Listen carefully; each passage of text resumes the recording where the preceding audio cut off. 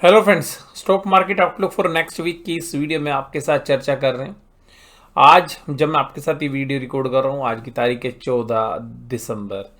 15 दिसंबर को बाजार बंद रहेंगे, संडे की छुट्टी, और सोमवार को यानी कि 16 तारीख को जब बाजार खुलेंगे तो वहाँ से 16, 17, 18, 19 और 20, और ये जो वीक होगा ये सेकेंड लास्ट वीक होगा। उसके बाद एक्सपायरी वाले जो मंथ्स हैं वो उसके सॉरी एक्सपायरी वाला जो वीक है उसके अंदर हम आ जाएंगे। और 24 तारीख को बैंक निफ्टी की एक्सपायरी है, और रीज़न बड़ा सिंपल है कि वहाँ पर 25 तारीख की छुट्टी है बुधवार की, जो कि एक दिन पहले जो है बैंक निफ्टी की एक्सपायरी। उसके बाद थर्सडे में निफ्टी की एक्सपायरी है, फिर फ्राइडे में आप जानते हैं सेंसेक्स की एक्सपायरी है। और अब जो हफ्ता अब आप देखेंगे, इस हफ्ते के दौरान हमें लगता है कि बाजार जो है शायद कंसोलिडेशन टू पॉजिटिव आउटलुक के साथ शायद ट्रेड करे, ऐसी संभावना बन रही है।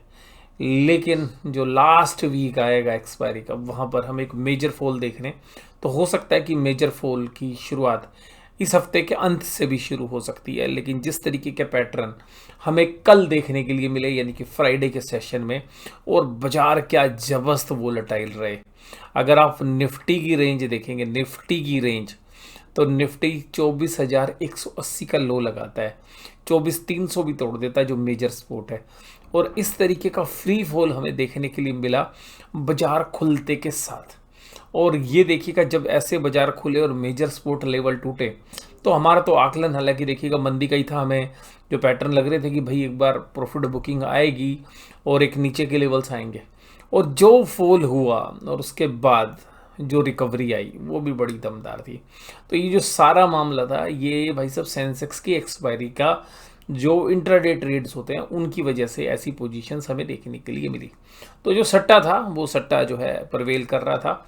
अब निफ्टी के अंदर अगर हम बात करें अगले हफ्ते के आउटलुक की, तो देखिएगा सबसे पहले मेजर आपको चीज़ देखनी है डेली चार्ट में। डेली चार्ट के अंदर जहाँ पर बाजार क्लोज हुआ है, इसके कुछ पॉइंट्स ऊपर अगर आप जहाँ झांकने की कोशिश करेंगे कि जो 24,800 का जो लेवल है वो एक अहम रेजिस्टेंस का लेवल हमारे को फील हो रहा है। और अगर ये लेवल्स अगर टूटते हैं तो बाजार 25,200, यानी कि ये जो लेवल्स हैं इन बॉक्स के अंदर 25,200 तक के बॉक्स के अंदर घुसने की तैयारी करेगा। तो अल्टीमेटली निफ्टी 50 के दौरान अगर हम ट्रेड में देखें, तो अगर 24,800 को ब्रीच करके बाजार जाता है तो हम उम्मीद करते हैं कि 25,200 के लिए बाजार अटेम्प्ट करेगा। और जब बाजार 25,200 के लिए अटेम्प्ट करेगा तो वहाँ पर मेरा जो आउटलुक है, हम थोड़ा सा पोजिशनल ट्रेड करेंगे अगर वहाँ पे जाता है। हालांकि हम निफ्टी में नहीं करेंगे, बैंक निफ्टी में होंगे, बट कॉरस्पॉन्डिंग लेवल्स वहाँ पे देखेंगे। तो 25,200 के बाद मुझे लग रहा था जो स्मार्ट मनी है ना, यहाँ पर देखिएगा अगर 24,800 तोड़ के बाजार 25,200 जाता है तो एक हवा बन जाएगा बाजार में, तेजी तेजी तेजी तेजी। और सोशल मीडिया पे भी बनेगा, चार्ट्स पैटर्न भी लोग बताएंगे बहुत मजबूत है। बट वहाँ पर हमें कॉन्ट्रा व्यू हमें बनता है, और वहाँ पर मंदी करने का मन बनेगा। और उस मंदी के बाद हमें लग रहा है कि वो मंदी जब कटने के लिए आएगी तो अगले 1 डेढ़ महीने के दौरान हमें 23,200 के लेवल्स दोबारा देखने के लिए मिलेंगे। अगर 25,200 बाजार जाता है तो अल्टीमेटली देखिएगा हम तेजी तो प्ले शायद ना करें, लेकिन अगर 25,200 पे बाजार जाएगा या बाजार यहीं से घूमेगा, तो अभी अगर इस बार 24,300 टूट के बाजार नहीं चाहता, जैसा कि कल के ट्रेडिंग सेशन में हमने 24,180 देखा, लेकिन अब की बार अगर 24,300 टूटेगा तो फिर वो 24,180 भी टूटेगा, 23,800 भी टूटेगा, और फिर बाजार जो है एक सिस्टमेटिकली मंदी में जा सकता है। लेकिन अभी देखिएगा वो कहने की बात की है। तो अभी हम देखते हैं कि 24,800 को अगर ब्रीच करता है निफ्टी और 24,800 के बाद एक शॉर्ट कवरिंग आती है, तो हम ये उम्मीद कर रहे हैं कि बाजार 25,200 तक जाना चाहिए। और 25,200 का एक ऐसा लेवल है जहां पर वैल्यूएशंस को देखें, इंडिया की जीडीपी जो ग्रोथ घटी है उसका इम्पैक्ट आपको अगले क्वार्टर रिजल्ट्स में भी देखने के लिए मिलेगा। दूसरी बात है कि जो म्यूचुअल फंड्स के अंदर जो सिप का अमाउंट है वो भी कम हो रहा है, और अल्टीमेटली जब तक तेजी में होता है ना, सब एंजॉय करते हैं। और एक बार अगर बाजार ने जो है प्रॉफिटेबिलिटी नहीं दी या कम दी, तो मुझे ऐसा लग रहा है कि अगर हम जेफरीज की भी रिपोर्ट देख रहे हैं निफ्टी की, तो वो अगले साल के लिए आउटलुक बता रहे हैं 2025 के लिए कि 10% इंडेक्स रिटर्न दे देगा। यार भैया 8% तो आजकल एफडी में बन रहा है, तो 10% के लिए इक्विटी मार्केट में स्मार्ट मनी नहीं आएगी। तो अल्टीमेटली ऊपरी लेवल पर अगर बाजार जाते हैं तो हमें लग रहा है कि जो नेक्स्ट ईयर है वो एक ट्रेडिंग रेंज में रहेगा। और अब हम यही एंटिसिपेट कर रहे हैं, ऊपर बेचो नीचे खरीदो। तो 25,200 जो है वो ऐसा लेवल है जहां पर हमें लग रहा है कि यहाँ से मंदी बननी शुरू होनी चाहिए। और जब बाजार नीचे की तरफ आएंगे तो भाई देखिएगा, हम ये उम्मीद कर रहे हैं कि बाजार 23,200 23,300 तक आ सकते हैं। तो हो सकता है कि वो बाजार और नीचे भी चले जाएं, बट फिर यहाँ पर इन लेवल्स के बाद हम देखेंगे दोबारा से कि भाई एक तेज़ी बननी चाहिए। तो अल्टीमेटली हम एक रेंज हमें लग रहा है कि अभी जो सबसे बेस्ट स्ट्रेटेजी रहने वाली है वो यही रहने वाली है कि बाजार रेंज में रहेंगे। ऊपरी रेंज जो है बेचने के लिए, निचली जो रेंज है वो अपना प्रॉफिट बुक करके डबल अमाउंट तेजी करने के लिए, यानी कि पहले 25,200 बेचा और अगर बाजार नीचे आते हैं तो मान लीजिएगा 23,800 के नीचे बाजार जाते हैं तो टेक्निकली वीक हो जाते हैं, लेकिन वो 23,200 23,300 तक के रास्ते खुलते हैं। तो जो लोग स्मार्ट मनी है वो देखिएगा यहाँ बेचेगी भी एकदम, ऐसा तो एनी टॉप पे बेचेगा, लेकिन बात ये कि स्टैगर्ड मैनर्स में जो है सेलिंग होनी शुरू हो जाती है 24,800 25,100, तो वहाँ टेक्निकली बड़ा स्ट्रॉन्ग लगेगा आपको बाजार। लेकिन जो लोग विज़न के साथ खेलते हैं, थोड़ा सा लॉन्ग पीरियड लेते हैं, उनको पता है फिर यहाँ पे पोजीशन बना के बैठना भी है। तो स्टैगर्ड मैनर्स में जो पोजीशंस बनाएंगे इसी तरीके से फिर जब 23,800 23,600 के आसपास बाजार आएगा तो फिर वहाँ पे कवरिंग भी करनी है अपनी पोजीशंस, और फिर वो कवर करने के बाद हिम्मत दिखाने के साथ साथ फिर खरीदने का भी मन बनाना पड़ता है, क्योंकि वहाँ पे जब खरीदने का मन कब बनता है, जब बड़ा बाजार में पैनिक होगा, सब लोग बाजार को गालियाँ दे रहे होंगे, वो खरीदने का समय होता है। जहाँ सब लोग खुशहाली की बात कर रहे होंगे वहाँ पे निकलने का समय, क्योंकि फंडामेंटली अभी कुछ चीज़ें चेंज हो नहीं रही हैं। ना हमें कोई अर्निंग ग्रोथ अलग से दिख रही है, कोई हमें मार्जिन एक्सपेंशन नज़र नहीं आ रहे हैं। दूसरी बात है इंडिया की जो जीडीपी ग्रोथ है वो भी नीचे की तरफ है। अगर जीडीपी ग्रो हो रही है तो अल्टीमेटली जो कॉरपोरेट्स हैं उनके प्रॉफिट भी नीचे की तरफ आएंगे। दूसरी बात ये कि जो इन्फ्लेशन है वो भी थोड़ी सी कूल ऑफ होगी, लेकिन उसको हम नेगेटिव ले रहे हैं, क्योंकि देखिएगा बाजार में पैसा हमेशा तब बनता है जब बाजार में ना इन्फ्लेशन तेज होती है, और तभी जो है बाजार चलते हैं। स्टॉक मार्केट की एक ब्यूटी है, बेशक से लोग गाली देते रहे कि भाई इन्फ्लेशन हाई है हाई है, आप कहीं पर भी जाके देख लीजिएगा, इंडिया के हिस्टोरिकली भी देखिएगा, इंडिया के बाजारों ने तब अच्छा परफॉर्म किया है जब जब इन्फ्लेशन ज़्यादा रहती है। और इवन अब पाकिस्तान का तो लेटेस्ट एग्जाम्पल आपके सामने ही है। पाकिस्तान का बाजार पिछले एक साल के दौरान तकरीबन 60-65% चला है, और पिछले एक महीने के दौरान भी 15% चला है। तो आप ये समझ सकते हैं कि जहाँ इन्फ्लेशन हाई होती है तब बाजार चलते हैं। इवन यूएस के मार्केट ने भी तभी रिटर्न्स दिए हैं जब उनके इन्फ्लेशन हाई साइड में रहे हैं। तो ये जो है हमें लगता है कि जब इन्फ्लेशन नीचे आती है तो एक चीज़ और भी होती है कि जो एग्रीगेट डिमांड है वो भी नीचे की साइड पर आती है, यानी कि लोग जो डिमांड कर रहे हैं वो कम कर रहे हैं, तभी तो जीडीपी नीचे आ रही है।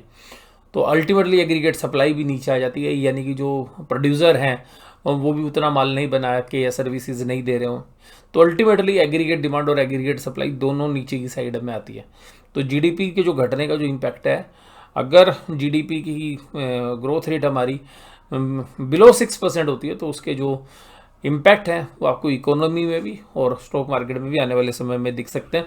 तो अभी हमें लग रहा है इंडेक्स लेवल पर जो शेयर्स में हो सकता है कि अभी बहुत ज़्यादा पेन आ जाए, specially small cap mid cap में, लेकिन जो निफ्टी इंडेक्स है वहाँ पे हमें लगता है कि एक रेंज बाउंड ट्रेड करने का समय है। और अभी भी बाजार अगर 25,200 और 24,800 के बीच में जाने की हम उम्मीद कर रहे हैं, यानी कि हम तेज़ी की उम्मीद कर रहे हैं पहले, बट वो तेज़ी की उम्मीद हम इसलिए कर रहे हैं कि भाई वहाँ पर मंदी बनाने का हम प्लान कर सकते हैं, क्योंकि मंदी बनाने में क्या होता है कि प्रीमियम थोड़ा सा ज़्यादा मिलते हैं। अगर वीकली कैंडल्स में भी अगर हम देखें तो निफ्टी का 25,200 24,800 का जो रेजिस्टेंस है ये यहाँ पे बनता है, और 25,200 तक की संभावना हमें वीकली कैंडल्स में भी बनती है। अब ये देखते हैं 24,800 से बाजार पलटता है या 25,200 तक जाकर पलटता है, और हमारा कोई बुलिश स्टांस नहीं है अभी। और उसके बाद अगर देखिए भारतीय एयरटेल अगर 25,200 तोड़ के बाजार चलने लगेगा ना, तो फिर तो भैया देखिएगा अनचार्टेड टेरिटरी में चला जाएगा। फिर हो सकता है कि हमें अपने स्टॉप लॉस काटने पड़े। ये नहीं एक बार मंदी बना ली तो भी बैठे रहेंगे, स्टॉप लॉस भी काटने पड़ते हैं। तो बट हमें लगता है 24,800 से 25,200 एक मंदी वाली रेंज होगी, बाजार पुल बैक करेंगे, लेकिन हमें सस्टेनेबल नहीं लग रहे। और रीज़न ये है क्योंकि बाजार में चल रहा है सट्टा। अब ये जो मूव था ना फ्राइडे का, ये जो मूव था पहले नीचे लेके गए, ये भी ऑप्शन का बाजार था, और जो फिर लोगों की साइकोलॉजी बदल गई, ये इंपॉर्टेंट लेवल टूट गए। अब तो टेक्निकली भाई साहब बहुत मंदी होगी, फिर भाई साहब उनको दिन में फंसाया अच्छे से मंदी करने वालों को, और फिर बाजार ने देखिएगा जहां आपने सोचा को उससे ऊपर जाके क्लोज हो गए। अब वो टेक्निकल चार्ट पे फ्लैग पैटर्न बन रहा है, तो अब सब लोगों को लग रहा है भाई अब तो फ्लैग पैटर्न बन गया, अब तेजी तेजी होगी। भैया टेक्निकल का ज़माना नहीं है आज की डेट में, एल्गो का ज़माना है। बड़े प्लेयर्स अलग तरीके से होते करते हैं, चार्ट भी इसलिए बनाए जाते हैं कि लोगों को फंसाया जा सके। तो हम जो एंटीसिपेट कर रहे हैं, हम यूँ कर रहे हैं कि भाई इस तेजी को देख के हो सकता है कि शॉर्ट कवरिंग आ जाए 300-400 पॉइंट की, तो वो हम एंटीसिपेट कर रहे हैं। जरूरी नहीं आए या नहीं आए, अगर 24,800 को भी अटेम्प्ट नहीं करता और वहीं से स्लिप हो जाता है तो फिर बाजार फिर एक रेंज में रहेगा। दोनों साइड ऑप्शन बेचो और भैया पैसे कमाओ। और अगर महीने का जो लास्ट वीक है उसमें हम ये मान के चलते हैं कि अगर इस हफ्ते बाजार में शॉर्ट कवरिंग आके टूट गया तो अगला हफ्ता बहुत बड़े टूटेगा। यहीं से टूट गया और पूरा हफ्ता रेंज में रहा, कोई बहुत बड़ा मूव नहीं आया, तो भी अगले जो महीने का लास्ट वीक है उसमें बाजार टूट सकते हैं। एक ही पॉसिबिलिटी कि अगर 25,200 के बाद बाजार निकल जाता है इस हफ्ते के दौरान ही, अगर 25,200 तोड़ देता है और उसके ऊपर ही क्लोज देता है, फिर हम चांस कर सकते हैं कि लास्ट वीक में महीने की एक्सपायरी में जबरदस्त शॉर्ट कवरिंग आए और जितने शॉर्टर्स हैं उनको बाजार ट्रैप कर ले। बस एक पॉसिबिलिटी है, ज़्यादातर चांसेस हमारे 24,800 और 25,200 के बीच से बाजार के टर्न करने के हैं। भारतीय एयरटेल में खरीदारी हुई, आईसीआई बैंक में, आईटीसी में, कोटक में हम देख रहे थे, हमें सीधा सा समझ में आ रहा था भैया ये इंडेक्स मैनेजमेंट है और केवल जिन्होंने दिन भर भाई शॉर्ट मारा है ना भाई उनको ट्रैप करा। पहले तेजी वालों को खूब दबगड़ रहा है, क्योंकि जब बाजार खुले शुक्रवार को तो भैया ताश के पत्ते की तरह ढेर हो गए थे। और यहाँ पे एडवांस डिक्लाइन भी इंप्रूव हो गई, और सुबह देखते तो भाई साहब एडवांस डिक्लाइन की ना हालत बिल्कुल बदली थी। डिक्लाइन वाले शेयर तो भाई साहब आसमान पे थे, हालांकि अभी भी घटने वाले शेयर ज़्यादा थे इतनी तेजी के बावजूद भी, तो ये भी इंडिकेट कर रहा है।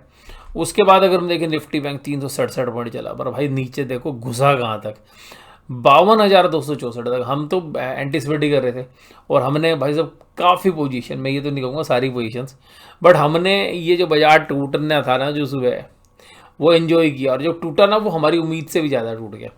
तो हम वो मतलब हमें ऐसा लगा कि अभी और ज़्यादा टूट सकता है। फिर जब रिकवर किया तो फिर हमें लगा कि भाई थोड़ा पोजीशन प्रॉफिट अच्छे से काट लो, यहाँ पे टाइम दे रहा है बाजार, पर हमने सारी पोजीशन नहीं काटी। बट फिर भी हम एंटिसिपेट कर रहे थे, हमने बोला भी था पिछले वीक में एंड में भी, और फिर जब हफ्ते के बीच में हमने एक वीडियो आपके साथ शेयर की तो हमने कहा था भाई अब तो यहाँ से एक बार क्रैक के ही चांस लग रहे हैं।